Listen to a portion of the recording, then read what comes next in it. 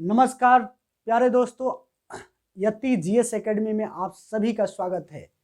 आज इस साल का प्रथम दिन प्रारंभ हो रहा है और 2024 के शुभ आगमन पे हम लोग एक नया कार्य करेंगे और ये है इतिहास सब्जेक्ट का प्रारंभ करेंगे और हम लोग इतिहास के बारे में जानेंगे, क्योंकि इतिहास आपको सिखाता है, बहुत कुछ बताता है और यही आपका इतिहास अब बनेगा। यानी 2023 में बीते हुए घटनाओं, बीते हुए सुख दुख, ये सारी चीज को भूलकर और फिर 2024 में एक नया एनर्जी के साथ, नया जज्बात और जुनून के साथ आप सभी को उठना है और लगना है और फिर आप अपने जीवन का इतिहास लिख पाएंगे। और इसी को ध्यान में रखते हुए मैंने भी आज इतिहास को प्रारंभ करने का प्रयास किया है और इससे आप देखेंगे कि हर सब्जेक्ट, आप कोई भी बुक उठा लीजिए, एनसीईआरटी, घटनाचक्र, लूसेंट या फिर किसी भी सब्जेक्ट को आप उठाइएगा और पाएंगे कि यहाँ पे जो भी कंटेंट आपको मिल रहा है एग्जाम ओरिएंटेड, एकदम रिसर्चर। और जीएस एकेडमी में आप सभी को ये बेनिफिट मिलेगा कि आप लोग हर एग्जाम के लिए क्वेश्चन आसानी से बना पाएंगे। चलिए हम लोग आज शुरुआत करते हैं, इतिहास के बारे में जानते हैं। बहुत सारे इतिहास की कहानियां लोग बताते हैं, लेकिन हम लोग टू द पॉइंट चलेंगे, इतिहास के बारे में जानेंगे। इतिहास यानी प्राचीन समय में जो समय बीता है और एक क्षण यानी अभी जो बोला गया, इससे बाद जो समय बीत गया, ये सारी को घटनाओं को जोड़ेंगे तो इतिहास के स्वरूप में आप देख सकते हैं। तो आइए इतिहास को देखते हैं। इतिहास को आप अलग अलग पार्ट में बांट के देख सकते हैं। तो हम लोग देखेंगे इतिहास को, आप देखेंगे कि पहले प्राग ऐतिहासिक काल आप देखेंगे, प्री हिस्टोरी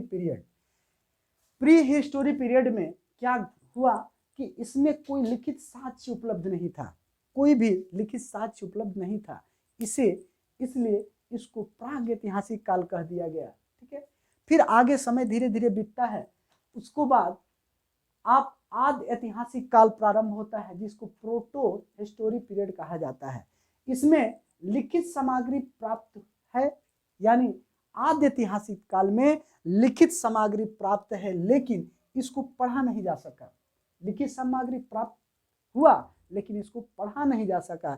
जैसे आप देख लेंगे सिंधु घाटी सभ्यता में जो लेखन शैली का विकास हुआ, आज तक नहीं पढ़ा गया, इसको हम लोग आदि ऐतिहासिक काल में रखते हैं। आपसे पूछ लिया जाएगा कि सिंधु घाटी सभ्यता के इतिहास को किस कालखंड में रखते हैं, तो आदि ऐतिहासिक काल में रखते हैं, क्योंकि यहाँ पे जो भी साक्ष्य प्राप्त हुए इसको पढ़ा नहीं गया। एकदम सिंपल बेसिक प्रश्न आपसे पूछ लिया जाता है और बहुत सारे लोग गलत करेंगे। ये जो हम लोग क्लास देख रहे हैं, ये ऑल एग्जाम आप देखेंगे, Bihar police, Bihar SI, BPSC, Bihar teacher, सभी एग्जाम के लिए एकदम बेनिफिशियल होगा और यहाँ से प्रश्न आप बना पाएंगे। चलिए देखते हैं। उसके बाद से आगे धीरे धीरे समय बीता और फिर आया ऐतिहासिक काल, हिस्टोरिक पीरियड। क्या आया? ऐतिहासिक काल। और ऐतिहासिक काल में क्यों ऐतिहासिक काल पड़ा? क्योंकि इसमें लिखित स्रोत उपलब्ध हुए, यहाँ से के लिखित स्रोत उपलब्ध होते हैं, ठीक है, और इसको पढ़ने में भी सुगम्यता है, माने आसानी है। यहाँ पे जो स्रोत प्राप्त हुए उसको पढ़ा भी गया, इसीलिए इसको ऐतिहासिक काल कहा जाता है। और ऐसे एग्जाम्पल में आप देख सकते हैं वैदिक काल। ठीक है, अब यहाँ पे कुछ साक्ष्य होंगे कि ऐतिहासिक काल के कुछ साक्ष्य होंगे, कभी कभी एग्जाम में पूछ लिया जाता है। ठीक है, तो साक्ष्य पूछ लिया जाएगा। तो यहाँ देखेंगे कुछ पुरातात्विक स्रोत होंगे, जैसे उत्खनन से प्राप्त हुआ, कुछ मटके, मनके, वहां से आप उस संस्कृति के बारे में पता लगा सकते हैं। अभिलेख, जैसे अशोक का अभिलेख, ये इतिहास अशोक की बताता है। स्थापत्य कला और कुछ सिक्के, ये सारी चीजें इतिहास के बारे में जानने और समझने में के लिए आपके लिए उपयुक्त होता है।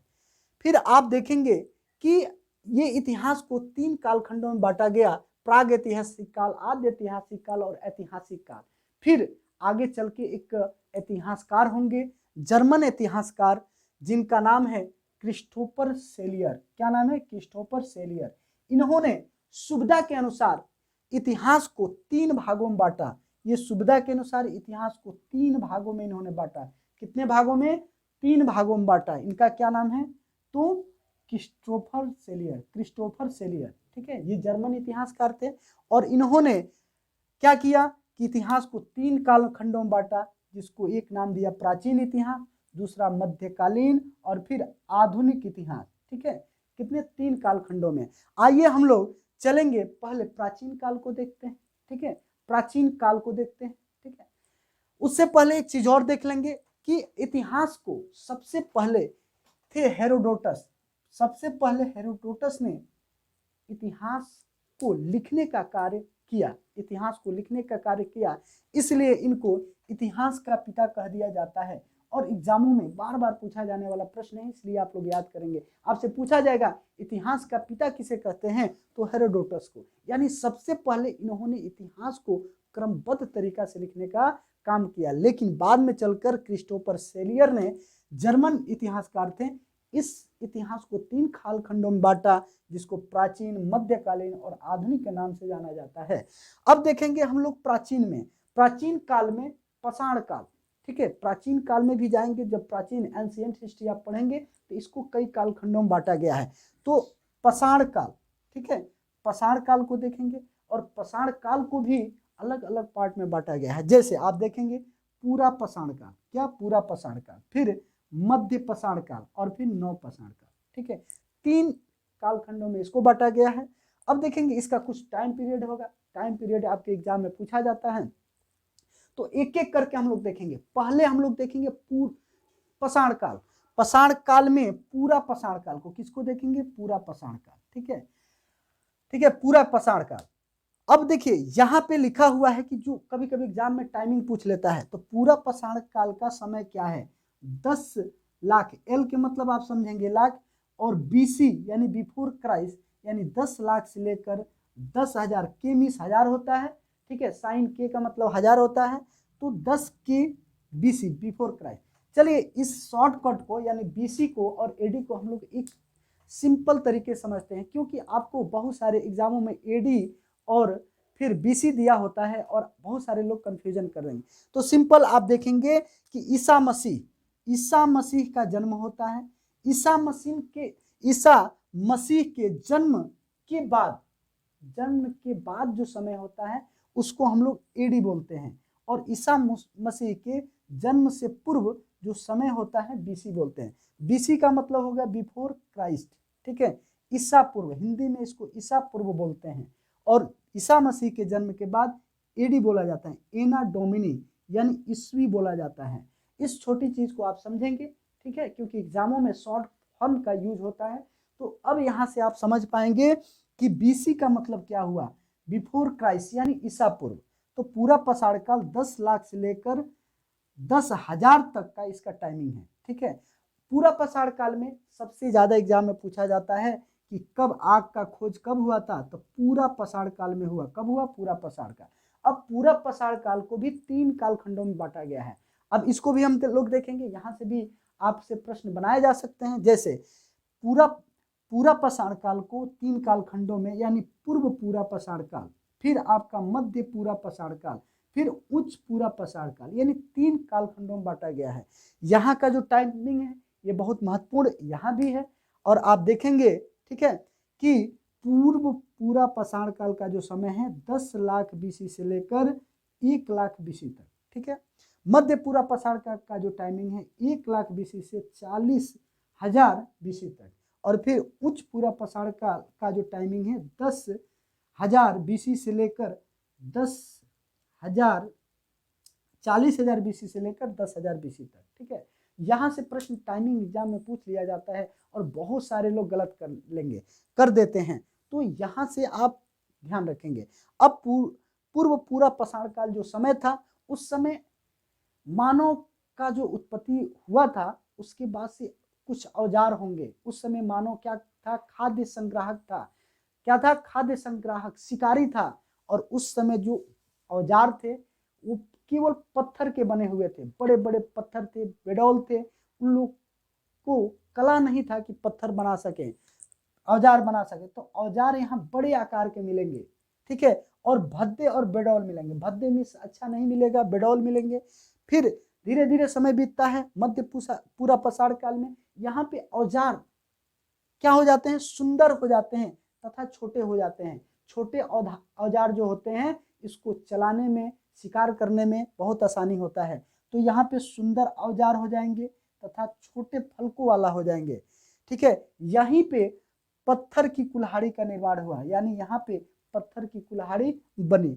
फिर उच्च पूरा पसाड़ में, यहाँ जब समय आता है उच्च पूरा पसाड़ काल, तो यहाँ पे जो औजार हैं वो काफी विकसित अवस्था में हो जाते हैं, काफी विकसित अवस्था में।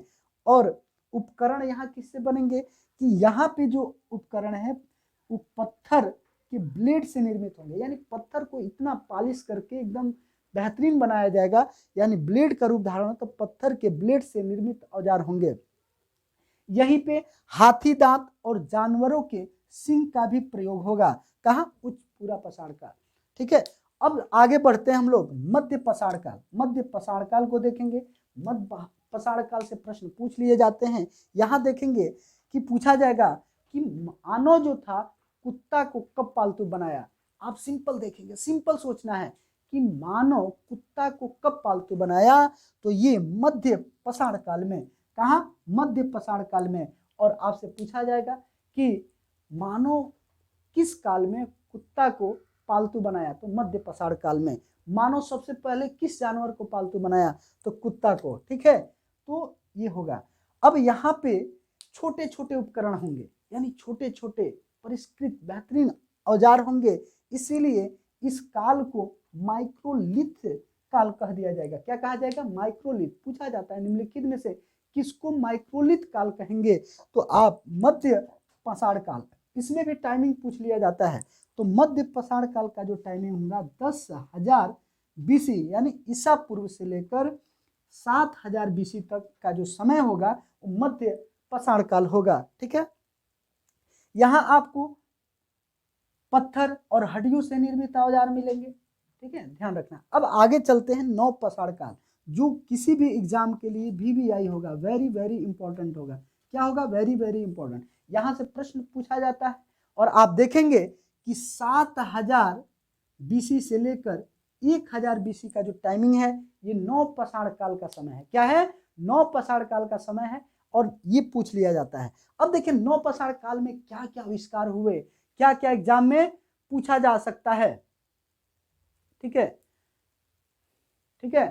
तो आप यहां देखेंगे कृषि, नौ पसाड़ काल में पूछा जाएगा कि कृषि का आविष्कार किस समय में हुआ, तो कब हुआ, कृषि का आविष्कार नौ पसाड़ काल में हुआ। क्या हुआ, नौ पसाड़ काल में। और यहीं पे खाद्यान्नों के उत्पादन प्रारंभ होगा। आपसे ये भी पूछा जा सकता है कि खाद्यान्नों का उत्पादन किस काल में हुआ, तो नौ पसाड़ काल में। कृषि का आविष्कार किस काल में हुआ, नौ पसाड़ काल में। फिर कहा जाएगा कि मानव ने पूर्ण रूप से पशुपालन प्रारंभ किया, ठीक है। यहाँ पे आप देखें कि कुत्ते को पहली बार इसने पालतू बनाया, लेकिन पूर्ण रूप से बेहतरीन तरीका से गाय, भेड़, बकरी जो अपने आवश्यकता के लिए पालतू बनाया। तो नौ पसाड़ काल में मानव क्या किया कि जानवरों को पालतू बनाना प्रारंभ कर दिया। और उसी समय जब कृषि का विकास होगा तो कृषि कार्य को देखने के लिए लोग कृषि वाले क्षेत्र में रहना प्रारंभ करेंगे, इसलिए नौ पसाड़ काल में ही अस्थायी निवास के रूप में मानव रहना प्रारंभ कर दिया, ठीक है। अब सबसे बड़ी क्रांति की बात है तो नौ पसाड़ काल में पहिया का आविष्कार, किसका, पहिया का आविष्कार। और इस पहिए के आविष्कार से मानव के जीवन में बहुत सारे बदलाव हुए। क्या हुए, बहुत सारे, क्योंकि बोझा ढोना, कार्य करना, कहीं आना जाना, ये बहुत ही क्रांतिक बदलाव था, ठीक है, पहिए का आविष्कार। और इस प्रकार आप देखेंगे यहाँ से बहुत सारे प्रश्न पूछा जाएगा। इस वीडियो को आप लोग बार बार देखें, बार बार समझें एकदम प्रेम से, ठीक है। और फिर ये 2023 समाप्त हो रहा है। सभी लोगों को हमारे तरफ से 2023 के समापन पे सबको बधाई। और आप अपने जीवन में जो भी अच्छाई हो, बुराई हो, उसको भूलें और फिर आने वाले 2024 के साल में एक नया ऊर्जा के साथ, एक नया जुनून और जज्बात के साथ लगे और इतिहास बनाएं। क्योंकि कहा जाता है कि इतिहास पैसों से नहीं, पसीने से बनाया जाता है। और जो जितना पसीना बहाएगा उतना निखर के आएगा। और इसी संकल्प के साथ आप क्या करेंगे कि 2024 को अपने साथ लेकर चलेंगे, ठीक है। और अगले क्लास में हम लोग इससे आगे बढ़ के हड़प्पा सभ्यता, सिंधु घाटी सभ्यता देखेंगे। और प्रत्येक दिन आप लोग यति जीएस एकेडमी के साथ बने रहें।